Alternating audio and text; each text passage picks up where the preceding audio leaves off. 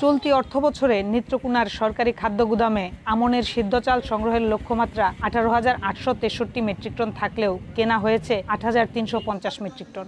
একইভাবে আতপ চাল সংগ্রহের লক্ষ্যমাত্রা 1,587 মেট্রিক টন থাকলেও কেনা হয়েছে 418 মেট্রিক টন।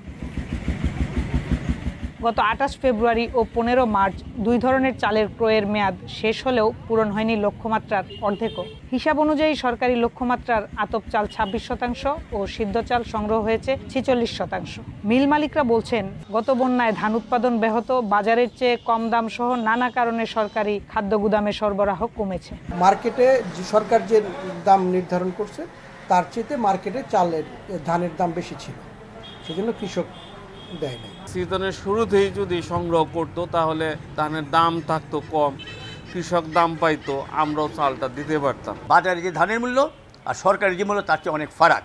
4-5 টাকা যদি ব্যাস কম থাকে তখন তারা দিতে পারে না বলে তারা জানিয়েছে। এদিকে নিজেদের ব্যর্থতা নিয়ে কোনো সদুত্তর দিতে পারেননি জেলার খাদ্য নিয়ন্ত্রক। আমার এই জেলায় মূলত 6-7 জন মিলার হইলো একবারে ডিজার্ট, মানে তারা আমাদের সাথে কোনো এগ্রিমেন্ট করে আর আসেই নাই। অন্যদিকে ধানের কম উৎপাদন ও জুলাই বিপ্লবের পর অনেক মিল মালিক পলাতকের অজুহাত জেলা প্রশাসকের।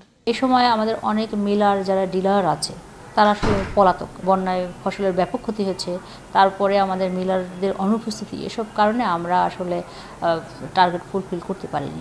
খাদ্য বিভাগের তথ্য মতে নেত্রকোনায় সিদ্ধ চালের জন্য 84টি ও আতপ চালের জন্য 11টি চালকল তালিকাভুক্ত রয়েছে।